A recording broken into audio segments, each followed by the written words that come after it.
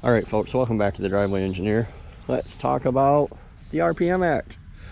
You've probably seen these videos, these companies getting busted selling stuff that they shouldn't be selling. And then they get a big fine. And what happens is the EPA comes along and says, hey, if you pay 10% of the fine or something like that, this will all go away and you won't have to worry about it anymore. And they're like, okay. And they do, you know. They hand over their customer list so the EPA knows exactly who bought what.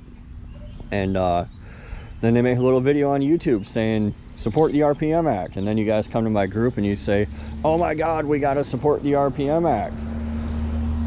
Well, I don't support the RPM Act, to cut to the chase. I do not support the RPM Act at all.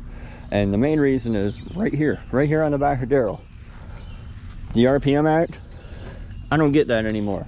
The instant I take that truck onto that road, I'm breaking the law under the RPM Act. So what the RPM Act is recognizing the protection of motorsports, okay? And what the EPA has done is kind of like with their short-barreled rifle nonsense. They've interpreted their Clean Air Act to say that a vehicle that has ever had a VIN number cannot be made into a race car. Therefore, it can't have any parts on it that are for off-road use only. I'm not an attorney.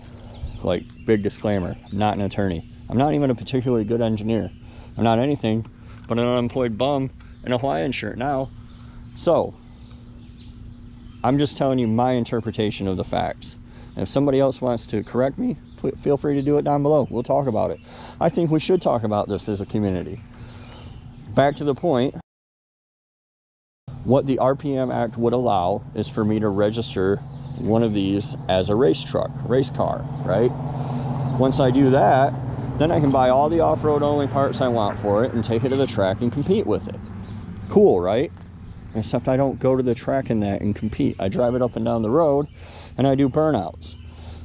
And my state says that if I just want to drive it up and down the road and do burnouts and go less than, I think it's 3,000 or 5,000 miles a year, I can have a historical tag. I don't have to obey any of the smog checks or anything else, and I can do that. So why would we want to change it so the EPA says I can't? And let's skip forward to another part here. So where I'm at now, I'm about 4 miles away, literally on the other side of town. C21 rec. No card needed. This is where I can buy my recreational marijuana. I don't need to pretend like I have the glaucoma or the fibromyalgia. I can just buy pot.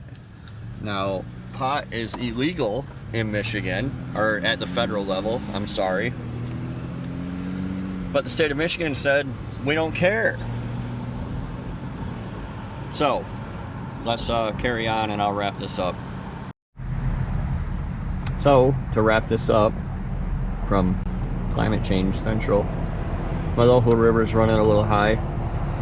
I guess it's not fair to say that I don't support the RPM Act.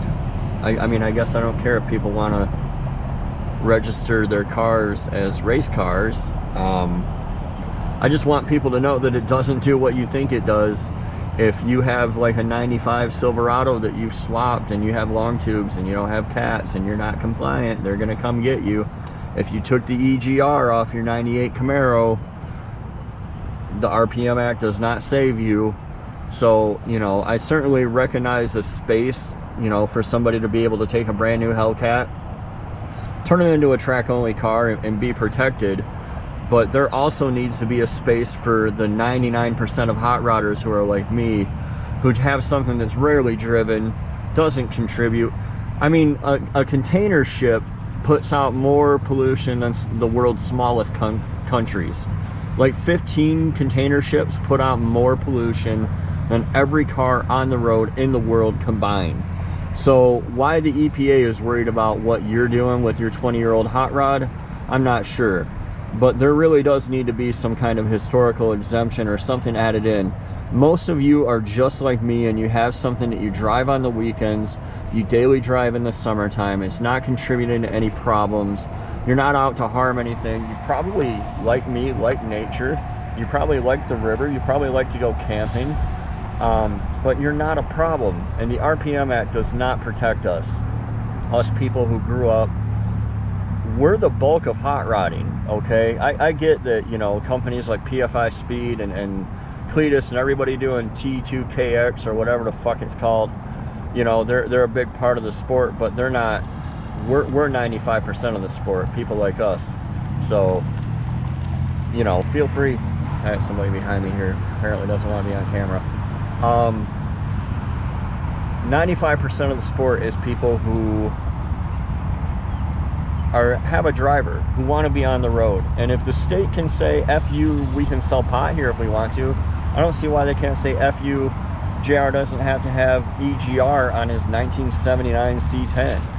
I don't see the point of, there needs to be more work done to the RPM Act as far as I'm concerned, and the industry needs to step up and do more work.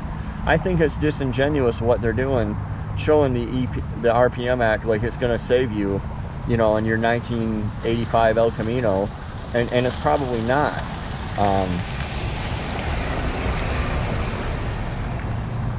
Like I said, the bulk of us, we don't have race cars to register. Even if I were willing to register the Ram as a race car, I'm not willing to register my truck as a race car.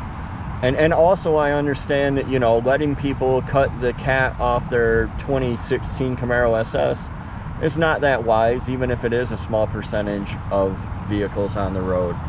So there really needs, they like to throw around the term common sense regulation, but there really needs to be some work done to carve out exemptions for people like us. Because the RPM Act it leaves us in the dust. And that's what I want you to know while you're going around hashtag RPM Act and everywhere. I want you to know that the RPM Act is probably not going to protect you. So, I don't know. Let me know what you think down in the comments. I'm sure some of you will. I'm sure some of you will be super angry. I'm sure some of you will be super angry before you've even watched 45 seconds of the video. But let me know what you think. I don't know. I don't even know where to start, but I certainly would encourage everybody to get involved and write their senators and email their senators and you know, not just the RPM Act alone, but look for exemptions for yourself, because hot rodding, real hot rodding, is at the grassroots level. It's a guy out working on his Camaro in his driveway after work every night so that he can go tear it up on Saturday night. It's not some asshole with an enclosed trailer and a Peterbilt hauling it around the country. So, thanks for watching, guys. I hope you enjoyed. Don't lynch me. We'll see you next time on The Driveway Engineer.